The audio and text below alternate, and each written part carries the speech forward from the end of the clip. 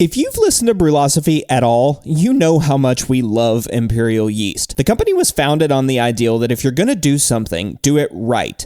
From their Imperial Pitch-Right pouches, packing a whopping 200 billion cells of healthy and viable yeast in each pouch, to their commitment to commercial customers, guaranteeing 10 of their most popular strains are in stock for orders up to 20 liters, or the shipping is free, Imperial Yeast does it right. No more worrying about whether you need to make a starter or propagate your yeast prior to pitching. Imperial Yeast makes it easy for the home brewer and commercial brewer to obtain direct pitches at proper rates when you need it. To place a commercial order or to get more information about everything that Imperial Yeast has to offer, head on over to imperialyeast.com. Welcome to the Brew Lab. Malted barley is one of the four main ingredients in beer. Malted is the key word there. We use malted barley in brewing, not raw barley. So what's the purpose of malting? Are there ways that we could do it differently? I'm your host, Cade Job, and today in the lab I'm speaking with Tom Williams and Dr. Brett Taubman from Appalachian State University. It turns out that you can do parts of the malting process differently. So Tom and Brett recently developed a way to, podcast quotes, malt barley using Koji mold. What? For real? Yes. The primary purpose of malting is to prime the barley so that brewers can access the starches to make fermentable sugars during the mashing process. Malting changes the barley kernel in ways that we'll discuss in the episode, but it's largely about accessing starches. So Southeast Asian cultures have been using Koji to access starches in rice and other cereal grains for 1,000 years. So think of beverages like sake or soju or fermented foods like soy sauce. All of those use Koji to convert the starches in rice to fermentable sugars. So Brett and Tom asked, can we do the same thing with barley? So they took pearled barley and Koji malted it and then ran it through a whole bunch of malt quality analyses like extract potential, diastatic power, sugar concentration, fermentability, fan, all of these different analyses. And then they also looked at organic acid concentration and did some simple sensory tests on it. So can you malt barley with Koji? We'll find out. Hey, if you haven't clicked the button yet to become a patron of Brewlosophy at patreon.com/Brewlosophy, it'd be really cool if you did.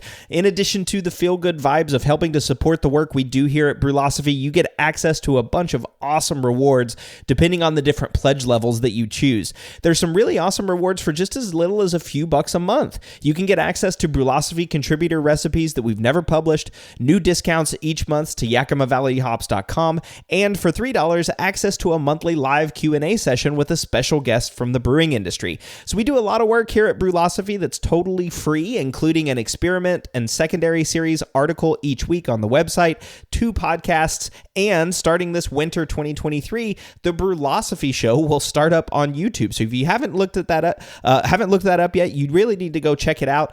Check out the announcement video at youtube.com/@thebrewlosophy show, and be sure to send your feedback to Marshall because I think it's hilarious. And become a patron of Brewlosophy by visiting patreon.com/Brewlosophy. So another really easy way to support us is by using our affiliate shopping links at brewlosophy.com/support. All you have to do is to help us out is start your shopping experience by clicking those links. Nothing changes on your end. We just get a small kickback from our affiliates. It's super easy, hassle-free, and all you have to do is start at brewlosophy.com/support. Feedback this week is brought to you by the team at Haas, who are constantly innovating to provide solutions to your brewing problems. We've all had hazy IPAs, and since you're listening to this show, you know that getting a stable haze can be a challenge. Imagine you've brewed this awesome hazy IPA, you added your whirlpool and dry hops, it's looking great while fermenting and then drops crystal clear after you crash it. Well, the folks at Haas have you covered. Introducing Hop Haze, their newest brewing product, Hop Haze can be used in post-fermentation to add a stable hazy collection to beer and other beverages. It's 100% hop-derived, flavorless in beer, and requires no additional mixing before use, and the haze stability is the same as the shelf life of your beer. So if you want to achieve that juicy look in your next hazy IPA, be sure to try Hop Haze. And also check out all of Haas's other innovative products at johnihaas.com. That's John, the letter I, HAAS.com. And also, you don't want to miss out on Haas's Hop Flavorist America course, which is offered in March in Yakima, Washington. It's a 3 3-day course taught by BrewLab resident sensory scientist Jeff Daly, where you'll learn how to identify and describe the various aromas of hops, where those hops come from, and how to use them effectively. If you want more info, send an email to Jeff at jeff.daily, Dailey, at johnihaas.com. All right, listener Steven wrote in with a question about last week's episode, 94, Competitive Brewing with Jordan Folks. He says, "Hi, Cade. I really enjoyed your episode with Jordan Folks. In that podcast, he mentioned an article in Zymergy about blending sours. Do you happen to have that article or the reference for it?" So I emailed Jordan, and he said, yeah, the article he was referring to were his NHC Gold recipes and processes, which are outlined in the September and October 2022 issue of Zymergy. They're also online in the NHC Medal Winners AHA site, so be sure to check those out. And then Jordan also notes, this is a member-only benefit for the site, so both Zymergy and access to the NHC Medal Winners AHA site will require an American Homebrewers Association credential. So, all right. Well, thank you for the question, Stephen, and I'll be right back in a few minutes with Tom Williams and Dr. Brett Taubman to talk about using Koji to malt barley.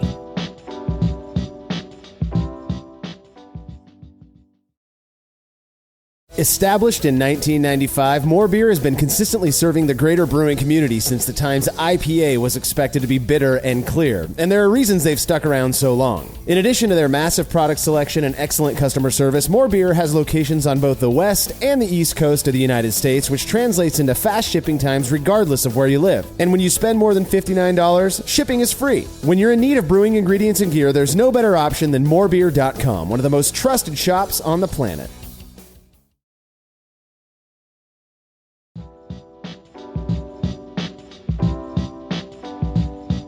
Malting is an incredibly important process for getting barley ready to make beer. Its germination step is especially important for the mashing process used by brewers. Without malting, there would be no mashing, or at least without germination as we've traditionally performed it, there would be no way to access those fermentable sugars that yeast need to make beer. So with me in the lab today to talk about how Koji mold could be used to replace the germination step are Tom Williams and Dr. Brett Taubman of Appalachian State University. Tom and Brett, welcome to the Brew Lab. Thanks for having us. Glad to be here. Yeah.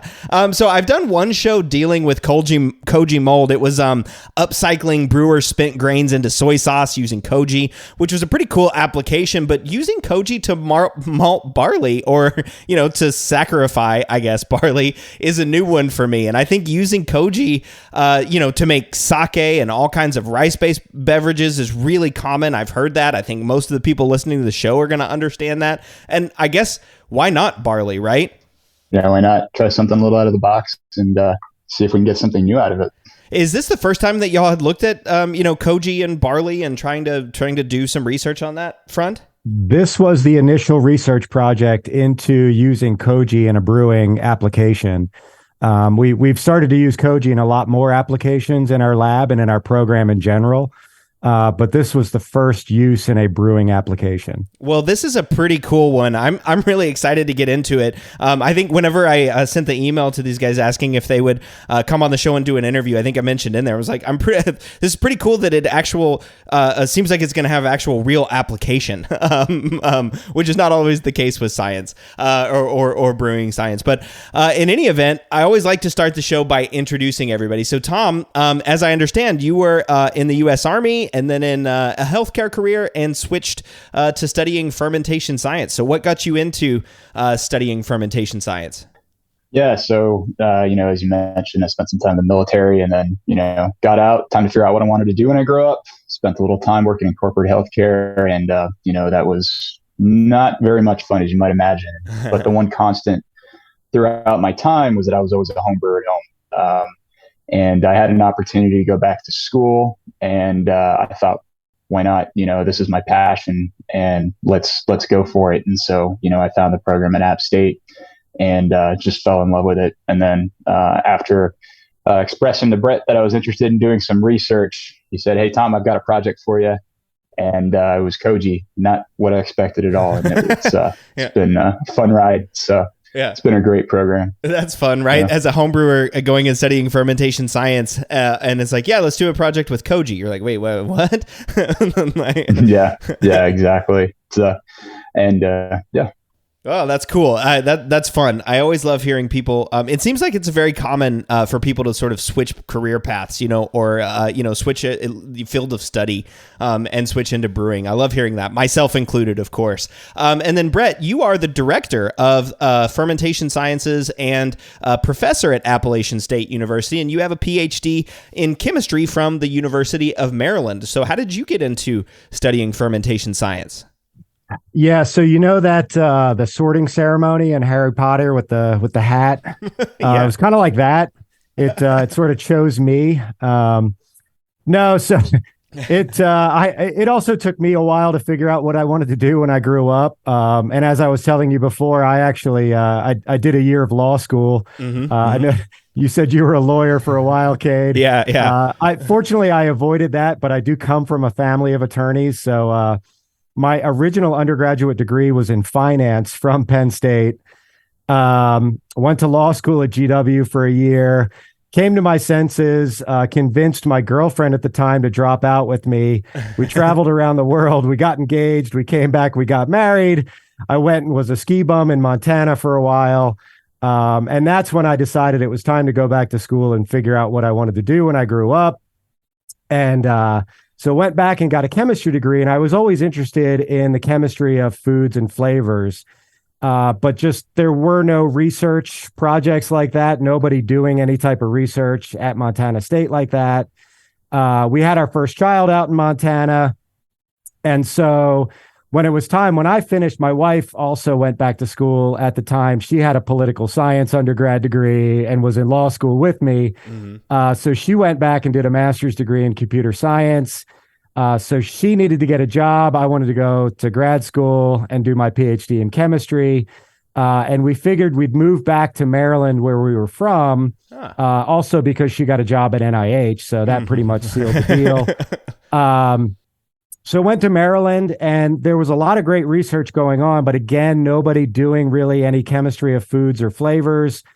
So I ended up going into environmental research and did atmospheric chemistry for a while in grad school, my postdoc. But I still wanted to incorporate, so I started brewing when I was in grad school and really wanted to use that as a medium for teaching chemistry and as a means of doing research with students as well. So I was looking for tenure track positions while I was doing a postdoc at Penn State, and the job at Appalachian came up, and it's pronounced Appalachian, by the way. So there we go. Yeah, sorry, Texas boy, I got it wrong. That's right. Don't insult the entire Southeast. All right. But this job at Appalachian came up, and I mean, it's a beautiful area, and I was familiar with the school and the area and loved it. And it was a good sort of middle ground between where our families were located at the time. So, and they had kind of a nascent program. At the time, it was the Enology, Viticulture, and Natural Products program at App that was started by another chemistry faculty. So that's what attracted me to the chemistry department at App back in the day. And so when I came in, I told them, hey, I really want to incorporate brewing, use that as a way to teach chemistry to students and make it interesting and incorporate it into my research. And for some reason, they bought it and they hired me.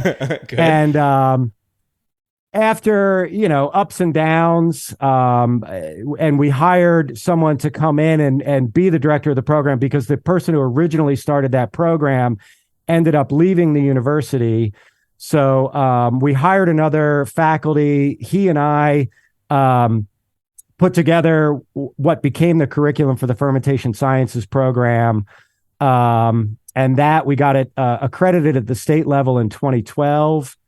And then in 2018, that's when we merged with the chemistry department. That's when I became the director of the program as well. And that's sort of where we are. And that's kind of how I got into it. So it's something that I wanted to get into for a long time, but really didn't have the opportunity to until I came to Appalachian. And that's why it's a great university. And this type of university, a master's comprehensive university too, allows for that type of flexibility.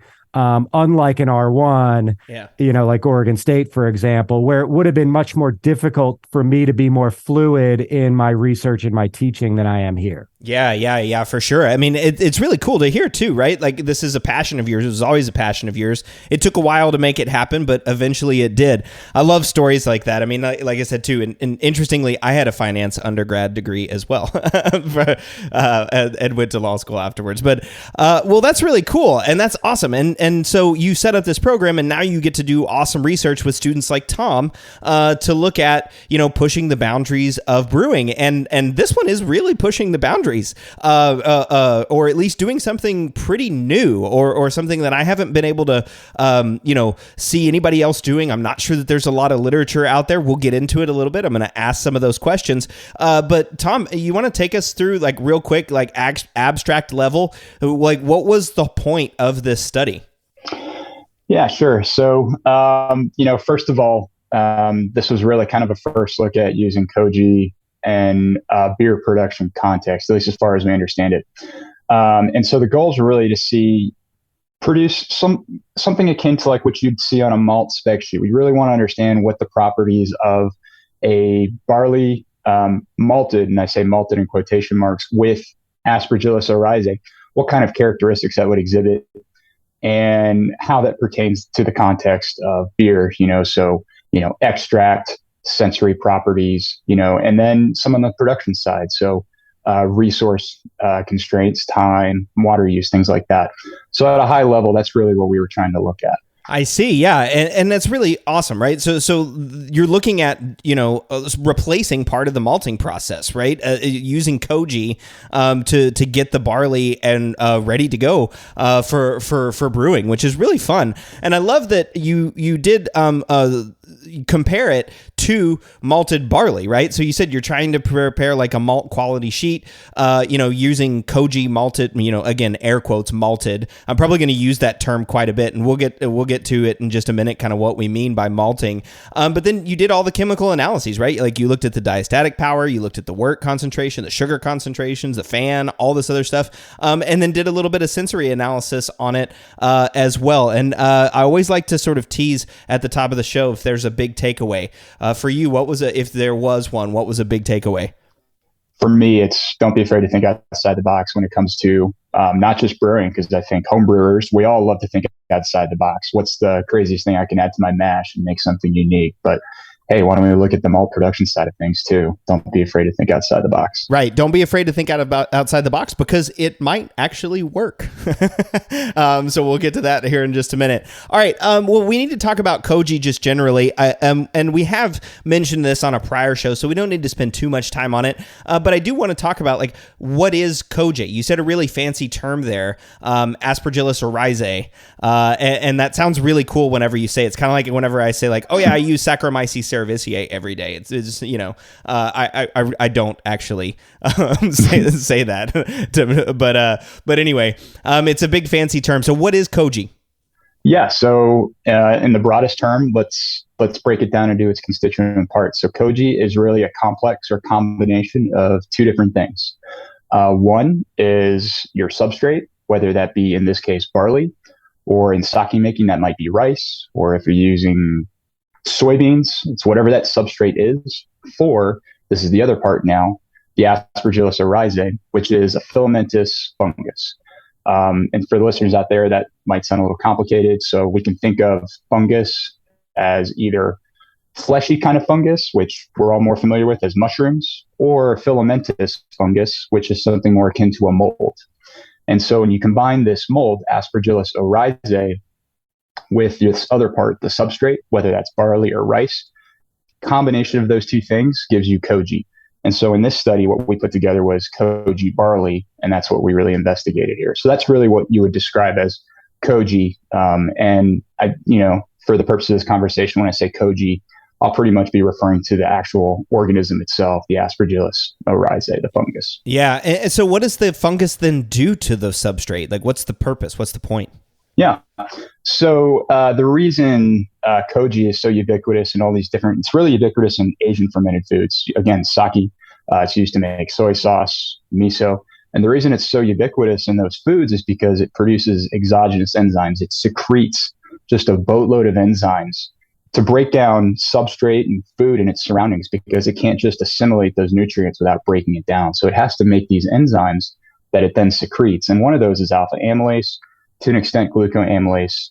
And so when we add it to something like barley or rice, something that's very starchy, it's going to break down that starch using those exogenous enzymes. I see. And is it going to actually directly release like fermentable sugars, or is it just like sort of preparing it for fermentation? Yeah, so that's actually going to break down those starches into fermentable sugars, primarily glucose. And so again, that's why it's so ubiquitous in, say, sake making, because rice doesn't necessarily have those intrinsic enzymes. And so, that's why it became so widely used there. And then we looked at that. Hey, why don't we apply that to unmalted barley? Now, granted, you have your traditional malting process where you activate those enzymes, but we wanted to see, hey, can we maybe bypass that process altogether and just add something else to introduce these enzymes? So it sounds like then you could skip not only the traditional malting process, but maybe even the mashing process as well, if you could get enough sugar production out of the Koji. Yeah, and I, in the study we did, we performed your traditional kind of mash. We didn't really investigate whether or not you could bypass that step altogether. Yeah. But it certainly could be, looked at, because you do, there might be other things in that mashing process, other goals you want to achieve there, right, besides just the breakdown of starches. Yeah. Right. Exactly. Besides just breaking down starches. So then you focused on malting, and you said a key word there. Anytime I think of malting now, this is the word that I associated with it, and it's enzymes. That's, well, I associate a couple of words, but enzyme is one of the words. The other one is flavor, that I associate with malt, but enzyme's a big purpose of this. So we should spend some time also talking about, the purpose of malting barley. Like, why is barley malted even in the first place? So what's the purpose of malting barley? So it's interesting that you mentioned enzymes as the key term there, because I've even put on my brewing exams, describe the steps in the malting process. And if you don't mention specific enzymes, you're not getting credit for this question. So enzymes are obviously key to the malting process. But the purpose of malting barley, as Tom has already pointed out, is to make those nutrients in the grain accessible ultimately to the yeast, which are going to ferment the sugars that are broken down from the starch in the endosperm of the grain. And the malting process is what releases and makes those nutrients available ultimately to the yeast. So that's the purpose of malting barley. And it's basically a 3-step process. So you start with steeping the grain. So you bring the moisture content of the grain up to 46% by steeping the grain in water, draining the water, which rinses it off and allows it to breathe as well. Because, the analogy that I always use, is if I just stuck you in a bathtub and stuck your head underwater for 48 hours, which is roughly how long the steeping process takes, you'd probably drown. So you need time to be able to breathe, just like the grain needs to be able to respire during that process. So you're wetting the grains, you're drying them, not drying them out, but draining the water, adding oxygen to it, and ultimately bringing the grain up to 46% moisture content roughly, which initiates then the germination process. So that's the second stage of the malting process. And that steeping process, by wetting the grain, you're effectively tricking that grain into thinking that it's growing. So it produces the plant growth hormones, the gibberellic acid. Those are released from the embryo, and that's sent to the alurone, which is the layer surrounding the endosperm. And that's the signal to begin synthesizing the enzymes, or activating some of the enzymes that are already there in the endosperm, to start breaking down that endosperm material. So the first enzymes that are released are the ones that would break down the cell wall material so that the other enzymes can actually access the material within the cells.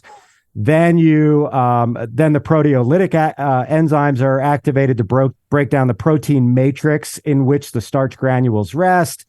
And then eventually the amylolytic enzymes are activated or synthesized and released into the endosperm. And that's effectively when you want to stop the germination process, because you want to prepare that grain so that then you can take it to the mash, add hot water again, and activate the specific amylolytic enzymes to break down the starch in a manner suited to the style of beer that you are producing. So once that germination step is complete, then you want to essentially hold those enzymes in an active state. So that's where the kilning process, the third stage of malting, comes into play. So low and slow heat is applied so that you maintain the activity of those enzymes, but kind of hold them in that state so that then brewers can reactivate them in the brew house. The kilning process also, depending on the type of grain you're making, through some Maillard chemistry, also adds color and flavor to the grain.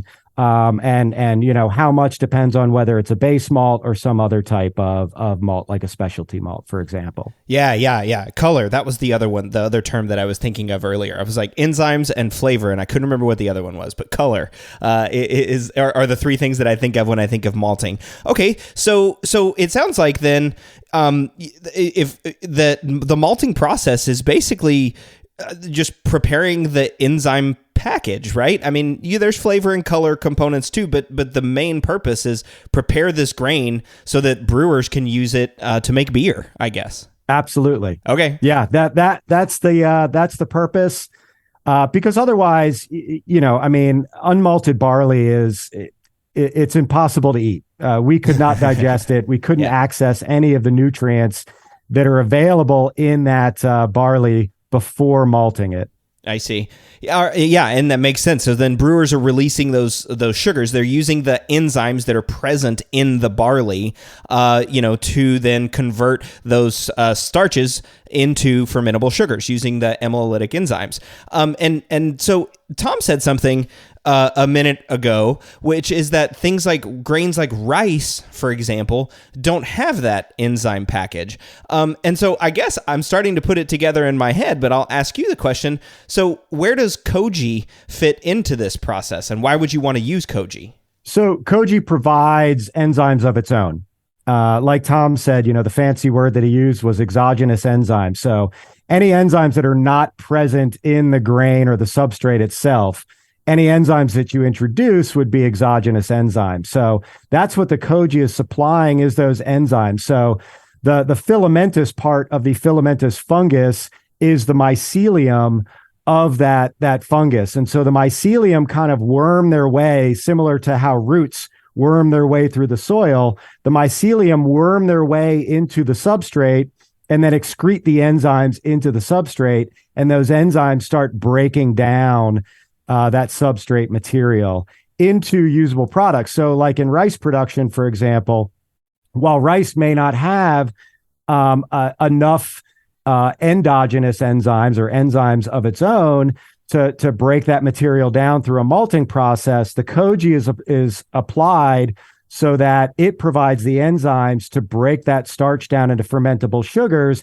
And then the co-fermentation part of sake production is adding the yeast to the Koji. Once that substrate has been broken down into fermentable sugars, the yeast then ferment those fermentable sugars into ethanol and other metabolic byproducts. I see. So that's like in normal sake production. You add the Koji that breaks down the starches, and then yeast co-pitch to turn it into, to take all of those fermentable sugars and ferment them into alcohol.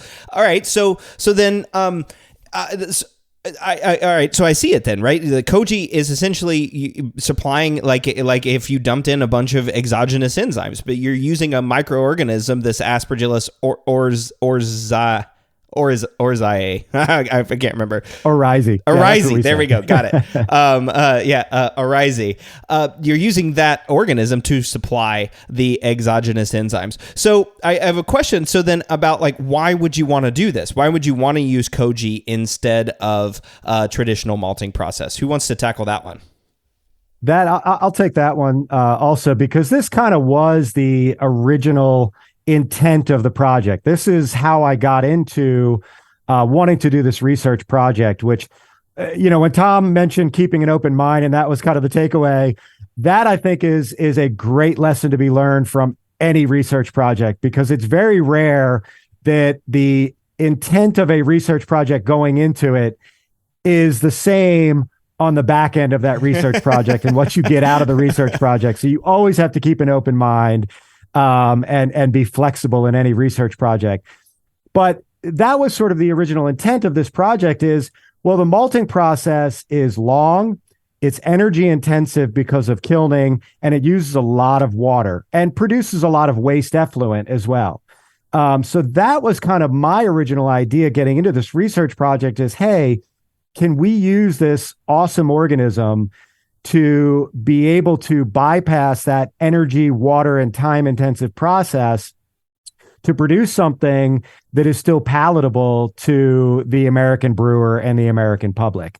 Of course, the research project went in 10 different directions from there, and that seemed to be the least important sort of result of this project, but that was the original idea behind it, is using Koji to bypass that energy and water intensive process of malting. Yeah, and you guys did some measurements of that. You looked at the amount of water that was consumed and that sort of stuff, and we'll talk about that after the break when we get into the results and sort of look at those things. And then, so I guess I have another question then. Well, maybe this is a two-part question, but it asks the same thing, right? And so I'm wondering why Koji isn't already traditionally used in malting, and maybe the second half, or the co-question is, has anyone done it before? Was there any research out there where anybody's even tried to do this? So as far as anybody else doing it, I think Montana State, actually, my alma mater, is doing something similar. I'm not sure exactly who started first, but that's the only other university that is currently looking into this. I know other brewers have done some with Koji, but I think that's primarily been more of the traditional Koji application, is using Koji on the rice substrate. Yeah. So using that as a means of sort of a quick sour to making sour beers. As far as using Koji malt on barley, we weren't aware of anybody else doing anything similar at the time. Yeah, interesting. And any ideas why it's not currently done? Is it just because of tradition and history? I mean, who knows, right? I think absolutely, yeah. I mean, there's a lot of tradition and history obviously involved in the brewing process. Absolutely. I mean, it's effectively the same technique that we've been using for several thousand years now. Mm-hmm. We just have stainless steel and automation. Yeah. But, and the same with sake production. I mean, that's a very traditional process as well. So it's not surprising. And Koji really has not been used in the West until very recently for really any application. It has been, used in Eastern food production and beverage production for thousands of years, probably. But in the West, it really has not been used. So it's not surprising, between that and the fact that brewing is a very traditional process, that it really hasn't been used. Plus, there's the issue of using another microbe, and a microbe that is a spore-forming mold that would probably turn many brewers off as well. Yeah, for sure. Yeah, definitely. Nobody wants to contaminate their equipment, or have continuing, make sake out of their pilsner.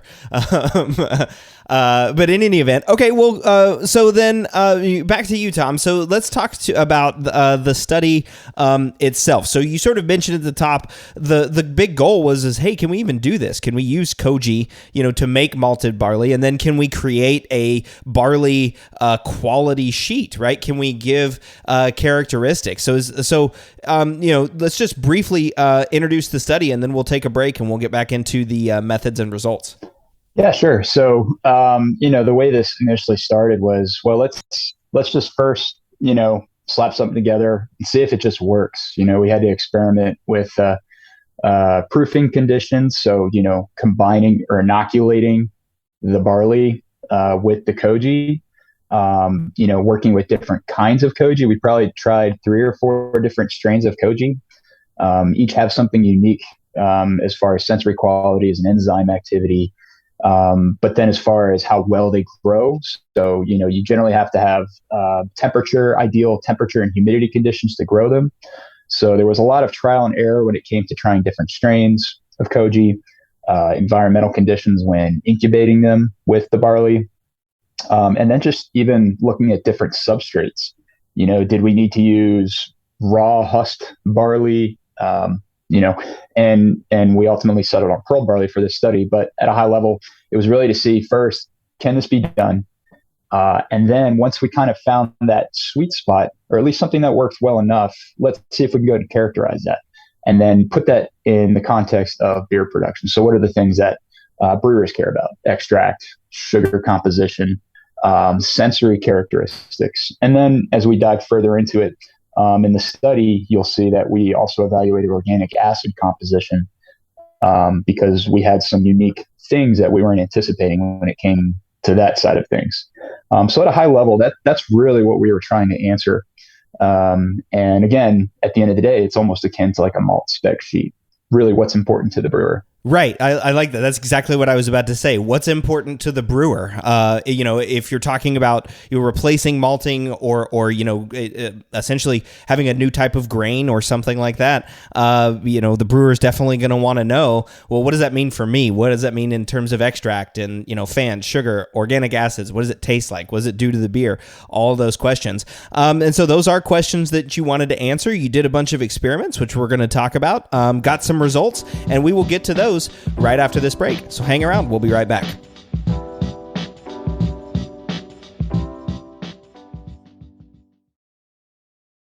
One of the biggest improvements to my brewing practices was the upgrade to stainless steel, and Delta Brewing Systems offers some of the lowest prices on high-quality stainless gear, like the Firm Tank, which holds 8 gallons or 30 liters of wort, comes with a domed lid to reduce the chances of a messy blow-off, and it can hold up to 4 psi of pressure. Delta Brewing Systems also has their own line of brew kettles, as well as one of the lowest-priced all-in-one electric brew systems out there, and their prices are remarkably affordable. If you're in the market for legit stainless gear that won't break the bank, you've got to check out deltabrewingsystems.com.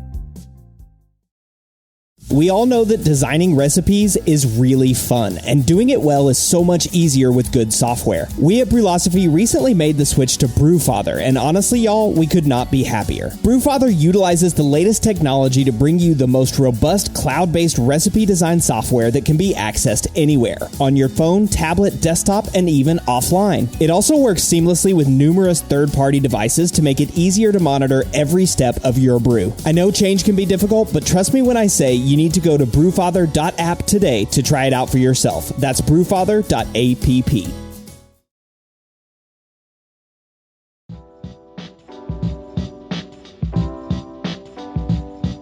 Aspergillus oryzae, more commonly referred to as Koji or Koji mold, is widely used in Southeast Asian cultures as the saccharification step for the production of fermented beverages. The grains used for those beverages, like rice, do not undergo a malting step. They don't have the enzymes necessary. So that's where Koji comes in. And Tom, you had mentioned there was a really interesting scientist who did some research looking at barley and Koji. And we didn't get to talk about him in the last segment, but let's talk about him now. Yeah. So, as we were diving into the literature, very few applications of Koji with barley. And a gentleman who's a chemist from Japan named Jokichi Takamine, he had really done a lot of work on Koji back in his home country. He actually isolated amylase from Koji, marketed it as Taka amylase or Taka diastase. and it was a very popular digestive aid. Now we're talking about the turn of the 20th century here.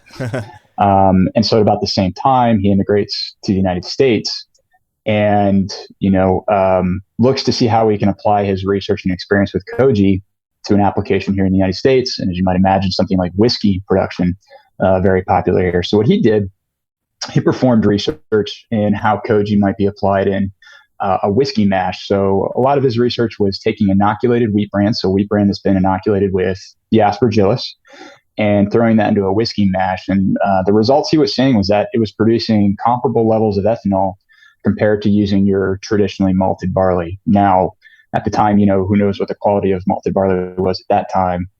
But at least what he was seeing in his results was that it was producing comparable levels of ethanol from the enzymes introduced by the aspergillus.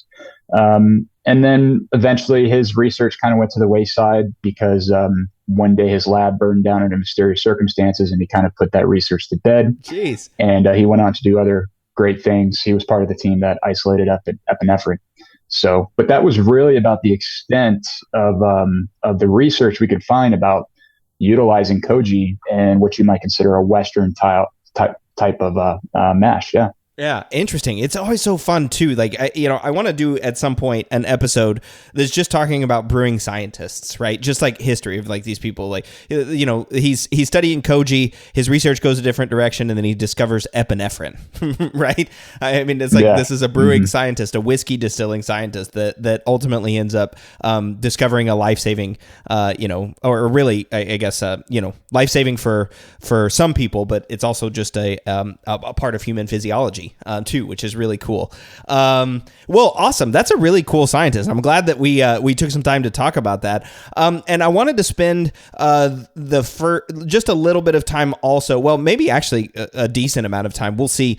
Talking about how you made the Koji barley, because I think that's really interesting. And I think anybody that's interested in doing this themselves, this kind of gives you a roadmap of how you can maybe potentially make some Koji malted barley even at home or in your brewery. So one thing that you mentioned was that you started your substrate was pearled barley. So I wanted to ask that question first. Why pearled barley? Why not just like raw or unmalted barley? It's a pretty simple answer, really. And the answer, so it's difficult. And we assumed that the mold really wouldn't be able to access the barley if the husk were on the grain. Yeah, makes sense. And getting raw dehusked barley is more challenging than you could probably imagine. So going the pearled barley route was just sort of taking the easy route to finding dehusked raw barley effectively. That's food grade. Yeah, that's a really good point. You mentioned that the mycelium are trying to work their way into the grain. It'd have to work its way through the husk and all that, so it wouldn't actually be able to do it. That could be an interesting application for some collaboration with Pat Hayes here at Oregon State, who's looking at naked barley, huskless barley. But in any event, okay, well, that makes sense why you used pearl barley, right? There's a physical barrier, the husk, that stops access there. Okay, so then you also... The next step was soaking it in tap water for 24 hours. So that's, I guess, Brett, you were mentioning that's sort of that steeping process where you're trying to like raise the moisture level of the grain, at least in traditional malting. But why soak this pearled barley? Yeah. So the reason we soaked the barley in water was kind of a twofold process, or had twofold reasons. Well, one was to increase the water activity within the grain. Because as Brett mentioned earlier, when you're growing the Koji on the substrate, it's that mycelium is going to kind of snake its way inside the substrate where you want it to break down those starches. And so one of the ways you do that is by increasing the water content inside the grain. Because what's happening is it's growing, that mycelium, those filaments are actively seeking out that water. So that was one reason why we did that. We wanted to make sure we had enough water activity or water content inside the grain going into the fermentation or the incubation process with the Koji mold. And then the other part was to begin to help facilitate that breaking down of some of the cell walls and that starchy endosperm, because that would help. The steaming process will come after, but that was part of the process to help facilitate and allow that mycelium easier access to that starchy endosperm. So that was really the point of doing the steeping process. And so we did it for 24 hours in our study. We were trying to err on the conservative side, and just really making sure it had requisite water content. You could probably dial that back to maybe 2, maybe 4 hours, and get the appropriate amount of water in that grain. I see. Yeah. Well, again, making sense, right? We're trying to make things easier for the mycelium to be able to get its way in there and convert those starches. And then you mentioned that it's also steamed as well, that the barley was steamed. That's an interesting one. I don't, in traditional malting process, it's not there. The barley isn't steamed. I was just curious, like, okay, why steam the barley? Yeah, I mean, I think to a degree it's about gelatinization, but you're going to get that in the mashing step anyway, even if you don't do it at this point. But it's more about opening up that grain and again, allowing, breaking down some of the cell wall components, like Tom was saying, to allow the mycelium to access the nutrients in there, the starches in there. So I'm sure it does gelatinize the starches in there, which allows the enzymes to work on those starches more easily. But it's also about opening up that grain to the mycelium as well. I see. That makes sense, because I just remembered as you were talking about that what I know about sake as well, that sake rice is steamed before the Koji is inoculated on that as well too. So yeah, it's like you said, it's about opening up the pathway so that the Koji mold can actually get in there. And so up to this point, it's looking really similar to a normal malting process, right? You start with a substrate, you soak it, steep it, and then the steaming step is a little bit different. But the germination is going to be done warm, right? So the temperature is going to raise up for germination and let it go that way a little bit. But this is kind of where it starts to diverge then from normal malting. And this is whenever you add the Koji, right? Yeah. So at this point, after it comes out of the steaming step, we want to cool it down as fast as possible. And you see this in sake making with the rice. When it comes out of that steamer, you want to cool it down as fast as possible. But what you're also trying to do is stir those grains around and try and dry out the outside of those grains. Because remember, we want to have those mycelia burrow into the grain. So you're trying to dry out the outside of the grain as best you can. And we have that water activity retained inside the grain. So it helps facilitate that growth. And so, what we do is we have our spores of Aspergillus, and we would mix that. And so let me back up a little bit. Our spores, that's where it's akin to having your yeast starter when you get ready to inoculate your wort. So these are literally, it looks just like a little bag of powder, and we're talking about 0.8 grams of it. It's not very much, and that's enough to inoculate about 5 pounds of substrate, in this case barley. Wow. And so what we do is we combine that with a sterilized mixture of barley flour, because these spores are so fine and it's such a small amount. You need to have it on some sort of other substrate to help mix it in with your barley. So mix it in with this sterilized barley flour and pretty much just sprinkle it on your substrate, mix it really well, continue to add more spores, mix it up again very well. And so when you first inoculate it, it really doesn't look like much, just looks like regular barley, even though you've mixed in spores. And then at that point, you spread it out into a very thin layer, because you want to try and help facilitate the growth of that Koji, and goes into the incubation chamber. And I guess just a little bit more about the actual Koji spores. We tested a variety of strains. In this case, in this study, we used what the supplier called red rice Koji. That's not to be confused with red rice yeast, which I think happens from time to time with this strain. It is Aspergillus oryzae. I think when people hear red rice Koji, what people are thinking of is an organism called Monascus purpureus, which is not what was used in this study. We experimented with different strains, and we settled on red rice koji in this instance. Nice. Okay. Awesome. So, and then, you essentially make a little koji starter using the barley flour and sprinkle that on. And then the koji just starts growing, right? How long does it incubate?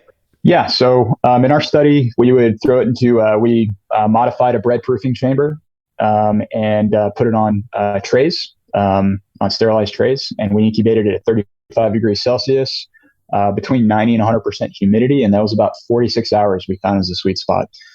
Anything beyond 48 hours, you start to observe sporulation. And sporulation in simple terms is the beginning of the asexual reproduction process in koji. And what happens is you start having these spores form on the fungus. And we don't want to have those spores present when we have our koji barley. So 46 hours rolls along. In between that, there's some steps where we continue to mix the barley every 12 to 24 hours.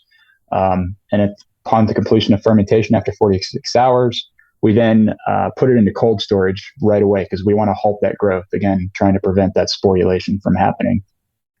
And so in our study, we let it sit in cold storage for 4 days. Realistically, you can do that for 24 hours and it'd be fine.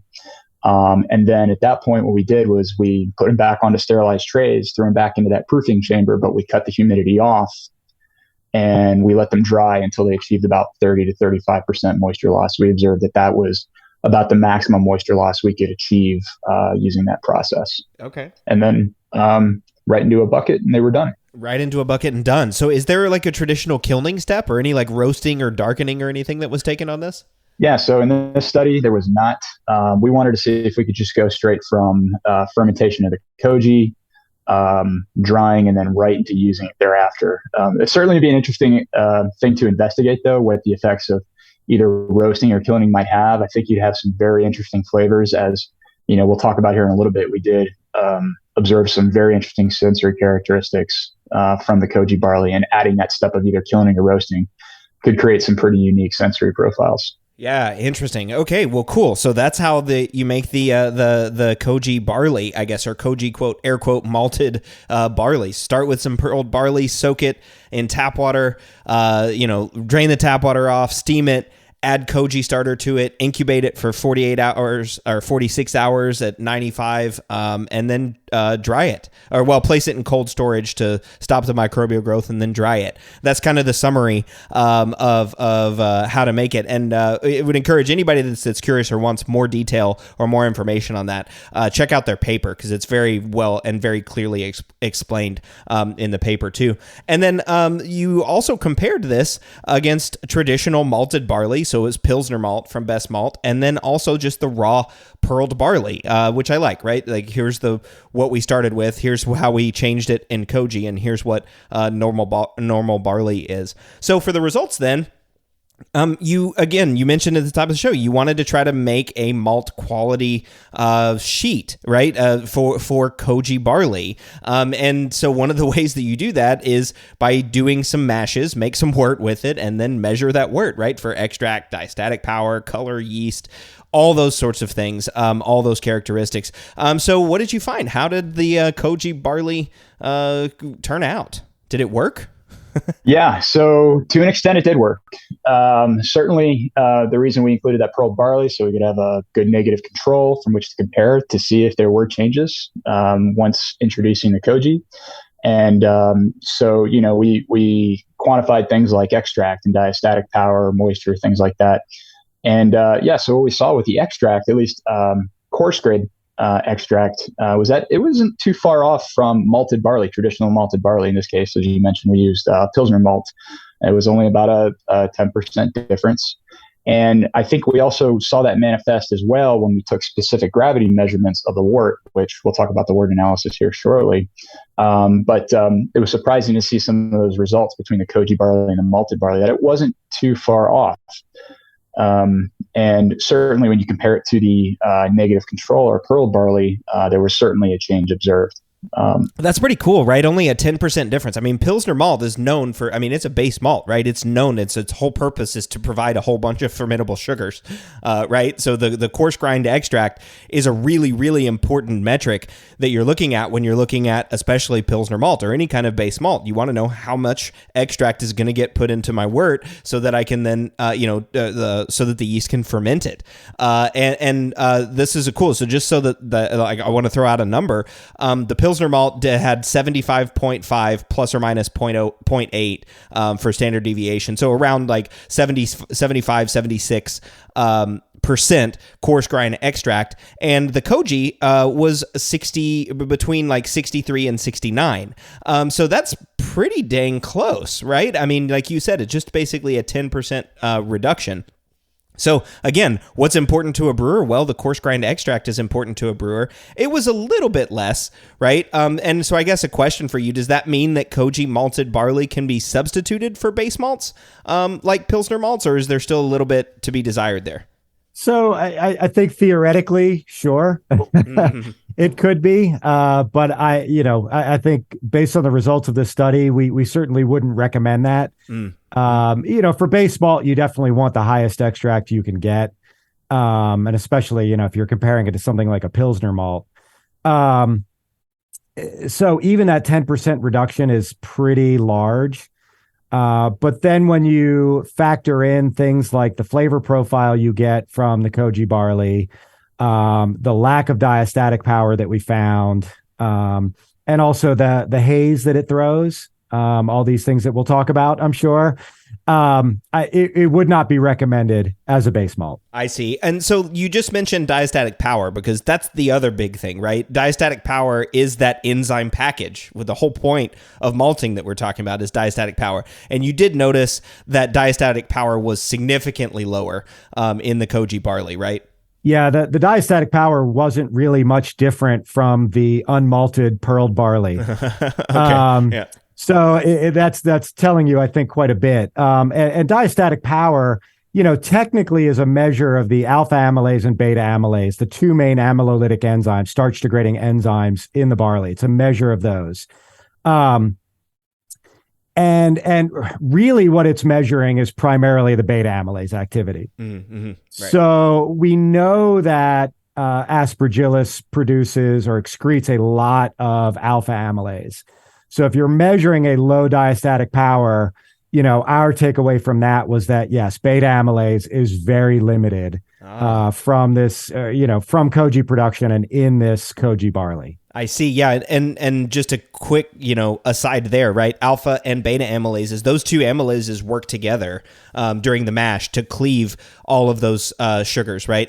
Alpha works on longer chains, and beta is the one that chops everything into maltose and glucose, and to some extent maltotriose.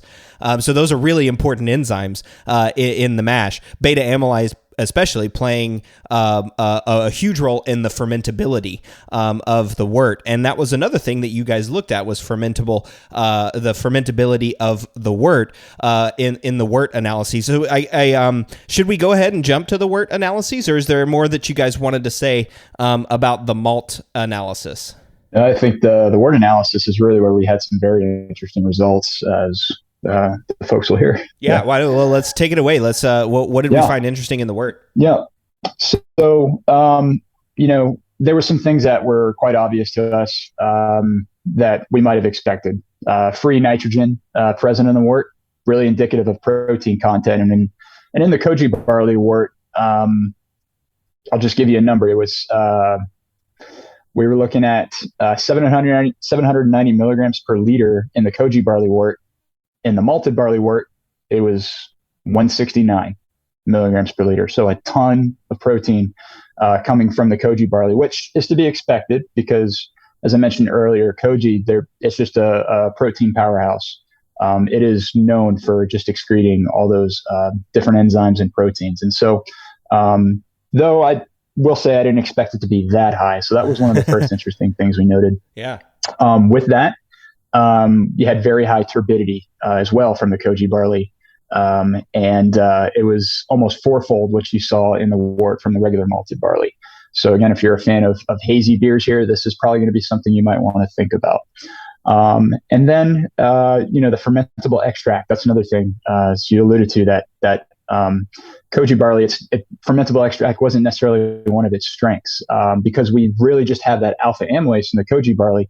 We're getting a lot of those long chain dextrins and long chain sugars present, compared to the malted barley, where it's got that beta amylase. You're going to have a lot more of those maltose dimers. And in part, that's going to contribute to some of the viscosity and the turbidity we observed in the Koji barley wort. And as a result, what we saw in the Koji barley wort was a lot more glucose compared to the malted barley wort. The malted barley wort had a lot more maltose, while we saw a lot more glucose in the Koji barley wort. So I think, again, just indicative of that alpha amylase really being the ever-present enzyme in the Koji barley. Yeah, I see. And I also see it in a different metric too, right? The specific gravity. So you guys measured the specific gravity of the worts, and they were pretty similar, right? It was like 1.030 and 1.034. I mean, those are pretty similar in terms of specific gravity. So there's a lot of stuff in there, right? Because specific gravity is just measuring, density, relational density. So there's stuff in there. But again, the fermentable pieces of it was much lower. It was in the Koji barley than in the malted barley. So to me, again, that's telling me that there's stuff in there, right? There's probably a bunch of long chain carbohydrates, like starchy molecules in there, but there's just not a lot that's in that fermentable range, which again to me shows beta amylase, right? Beta amylase missing. And that starts to make a lot of sense. It's really interesting too that there's a higher glucose content. And that one kind of struck me as well from just what I know from Koji. And what you guys mentioned in the first half of the show, which is that Koji is releasing those it's taking it's not just converting it and getting the enzyme and getting the barley ready with a bunch of enzymes. It's actually converting the starches, right? And turning those starches into things like glucose. And it's very good at making glucose, which is pretty, it's very good at alpha amylase, I guess we should say. So it's interesting that the glucose was high, but the maltose was still low.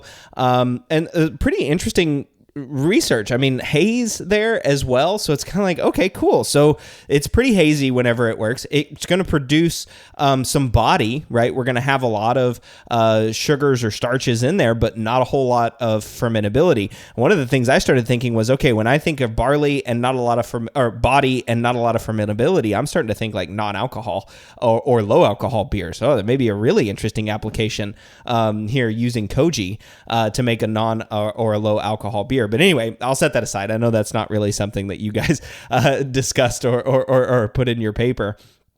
But that's pretty interesting. I think that those wort analyses are really cool. And then there was one other piece of it too that you mentioned. You started to look at organic acids, because that was also another interesting piece. Yeah. And so I'll let Brett speak to the sensory characteristics and sensory profiles, but we started looking at this because of some of the things we were observing from the sensory characteristics of the wort. So we looked at lactic acid, acetic acid, citric acid, succinic acid, and kojic acid.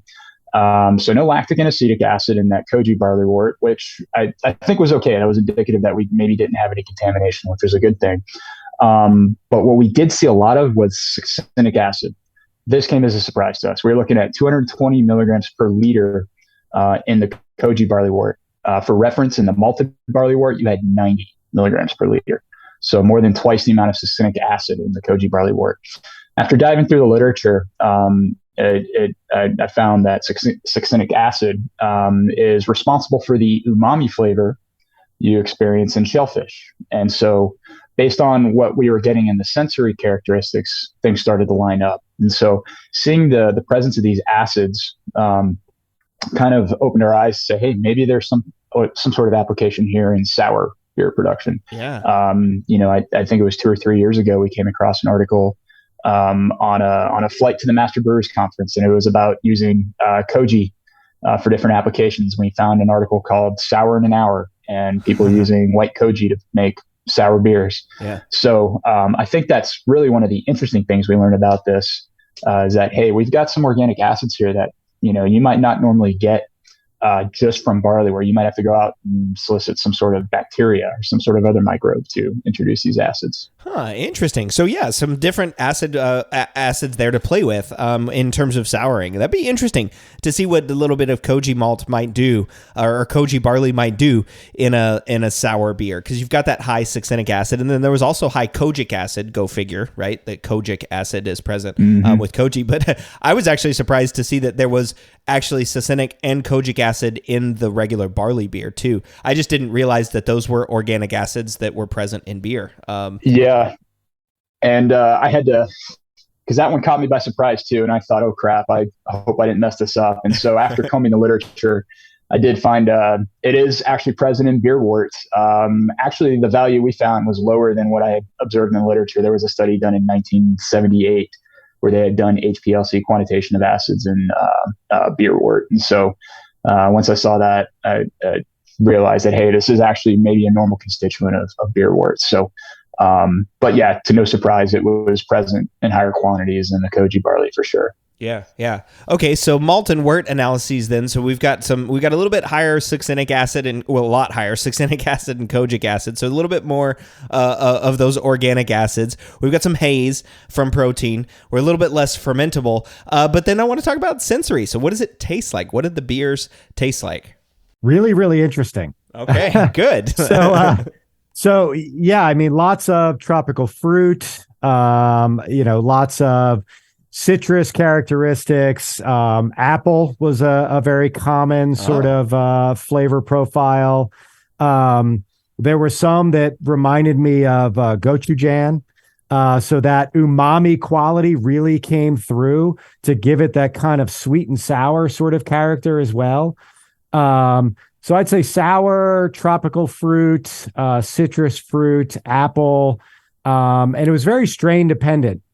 And the reason why we went with the red rice Koji initially is from our very initial sensory evaluations of the different Koji strains was to see, okay, which one would be most sort of applicable to a brewing application. Yeah. And that red rice Koji seemed to be the one, but there was a real difference in the different strains that you would get, because depending on the strain, they produce different acids. Like there's another species, the Aspergillus luchuensis, which produces a ton of citric acid. So that one could be a real candidate for like sour beer production, for example, if you wanted that real citrus sort of character in your sour beer. Yeah, interesting. Okay, so even though this one focused on the red wine Koji, or red rice Koji, not red wine Koji. So this one had those tropical fruit and apple flavors, but it sounds like there's some variation with different strains. So playing around with different strains of Koji could give you some different flavors. So this sounds pretty interesting, right? I mean, you've got an interesting flavor, which is great, right? You've got some interesting application. There's some acid production that can create interesting flavors and interesting aromas. It is going to make a somewhat fermentable wort, right? So in the malt spec sheet, I mean, you've got, and you guys have published now, the data that people can look at and say like, okay, this is kind of what Koji barley would look like if I was given a malt spec sheet. One other question before I want to ask, like, so what's the overall takeaway? How can Koji be used? But before we do that, I didn't want to forget the water and time savings that you were hoping to see, Brett. Did you see that? Did that happen? Yeah, fair enough. That they're probably, well, there may be some water savings. I think it was like a 20% difference in the water consumption that we saw relative to the malting process, but that didn't account for, I think, some, like in the pearled barley production, we didn't account for any water usage in that step, which obviously there's going to be some water usage in that stripping process for the pearled barley as well. So you're probably looking at a wash, pardon the pun, for water consumption. Time, it's about the same. It might even be a little bit shorter for the actual malting barley if we're looking at 9 days for our process versus like 7 to 8 days for the total malting process. Energy consumption is probably where you would see the biggest savings, but you still do have, the incubation period for the Koji as well, which we didn't calculate the actual energy consumption of that. But that is probably relative to kilning. You probably are looking at an energy savings.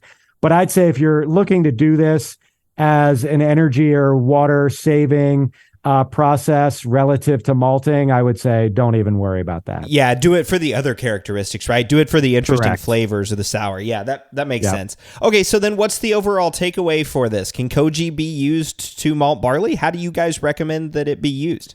Yeah, I think it can be. And I think, not as a base malt. That's pretty much what we discovered is if you try and replace the malting process with this process, it's really not going to serve you well as a base malt. You're losing extract, you're losing fermentability, you're getting a lot of free amino nitrogen in your wort. There's a number of reasons why it's probably not ideal as a base malt, but as a specialty malt, and we found somewhere between 25 to 50%. I think 25% was sort of our ideal sweet spot for the percentage of your grist bill. Yeah. For using Koji malt as a specialty malt to really introduce those tropical fruit and other fruit flavors, and also to drop the pH of your finished product and to effectively give you a quick sour type of beer. So you're not having to do a mixed culture fermentation or an additional bacterial fermentation after the primary fermentation and then aging it, things like that.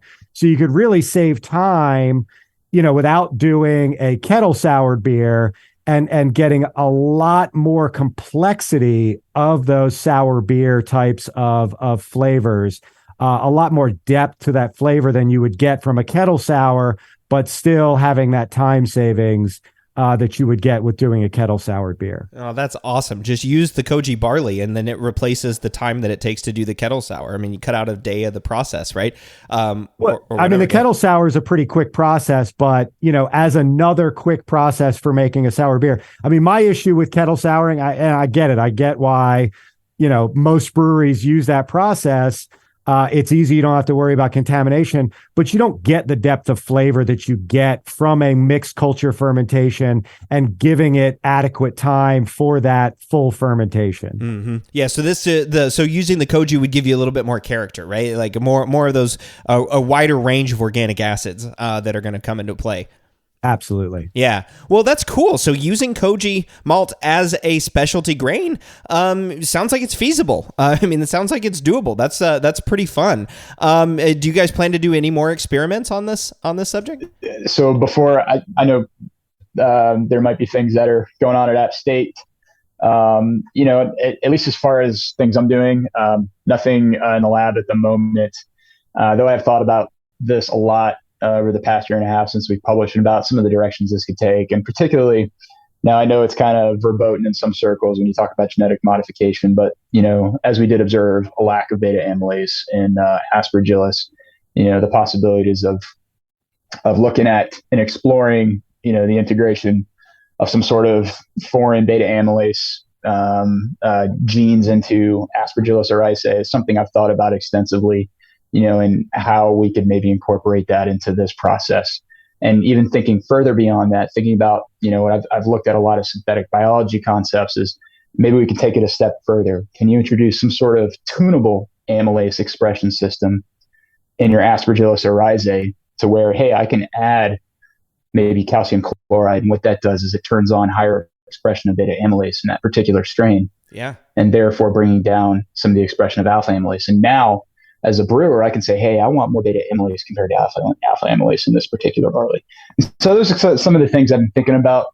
And I've constructed some hypothetical experiments around that. But till I can get into a lab again, that's again, just hypothetical. So I think it'd be an interesting area to explore. Well, awesome. That sounds super cool. I mean, we've had a number of episodes talking about genetically engineered yeasts on our show. So yeah, certainly an opportunity there to increase that beta amylase production or modulate it, dial it, and tweak it. All right. Well, I always ask this question at the end of the show. And I guess I don't know who wants to start, but if you want brewers to take away just one thing from today's episode, what would it be? Keep an open mind. and be willing to explore different options. I wouldn't recommend necessarily like starting to produce Koji malt in your brewery, because again, unless you're ready to deal with sporulating molds in your brewery, then it's probably not recommended. But it's something that we would like to scale up to a commercial scale at some point. And so hopefully these types of malts will be available to brewers, but keep an open mind. It's not just about hazy IPAs. There's lots of other interesting flavor profiles that are out there, and lots of interesting beers yet to be discovered that we haven't even scratched the surface of yet. So that's kind of my takeaway message. But hey, maybe this one would be good for a hazy IPA, right? Yeah, absolutely. Yeah. All right, Tom, how about you? Yeah, in a similar vein, I think it's, we're always in search of, what's that big, cool, new novel microbe that we're going to introduce into the brewing process. I know Sour Vicier and then Philly Sour became really popular here recently. But then looking outside of that process stream, look at the malting side of things, or maybe there's something that we can apply with hops, who knows? But again, it's kind of in that similar vein, where else can we apply these novel or new microbes that have really interesting properties, not just in the mashing and the brewing process, but, outside of those streams. Yeah. So I just hope we pique people's curiosity to begin investigating that some more. Absolutely. I love seeing curious scientists out there. Hope to become one myself one day. Well, Tom and Brett, thank you so much for talking to me about Koji malt or Koji barley. And thanks for joining me in the Brew Lab. Thanks so much for having us. It was a pleasure.